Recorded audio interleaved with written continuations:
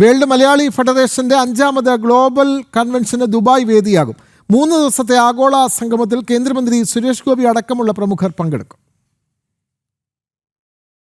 ലോകത്തിലെ 167 രാജ്യങ്ങളിൽ ശക്തമായ സാന്നിധ്യമുള്ള സന്നദ്ധ സംഘടനയാണ് വേൾഡ് മലയാളി ഫെഡറേഷൻ.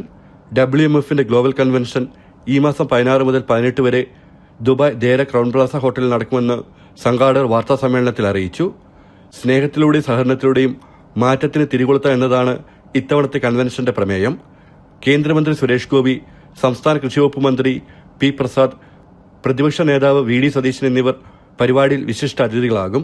കൂടാതെ ഡോക്ടർ മുരളി തുമ്മാരക്കുടി, സന്തോഷ് ജോർജ് കുളങ്ങര തുടങ്ങിയവരും ചടങ്ങിൽ സംബന്ധിക്കും. വിവിധ ജനപ്രതിനിധികളും വ്യവസായ പ്രമുഖരും 167 രാജ്യങ്ങളിൽ നിന്നുള്ള WMFന്റെ പ്രതിനിധികളും സമ്മേളനത്തിന്റെ ഭാഗമാകും.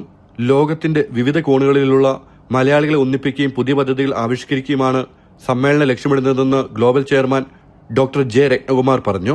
മുഖ്യാതിഥി ബഹുമാനപ്പെട്ട കേന്ദ്രമന്ത്രി സുരേഷ് ഗോപി, അതുപോലെ തന്നെ നമ്മുടെ ബഹുമാനപ്പെട്ട കൃഷി വകുപ്പ് മന്ത്രി കേരളത്തിലെ ശ്രീ പി പ്രസാദ്, ദെൻ നമ്മുടെ ജനാബ് മുനവർ അലി തങ്ങൾ, നമ്മുടെ opposition leader Shri VD Satheesan, അതുപോലെ തന്നെ സന്തോഷ് ജോർജ് കുളങ്ങര, സിദ്ദിഖ് അഹമ്മദ്, ഡോക്ടർ മുരളി തുമ്മാരക്കുടി, അതുപോലെയുള്ള പ്രഗത്ഭ വ്യക്തിത്വങ്ങൾ ഇതിൽ പങ്കെടുക്കുന്നുണ്ട്.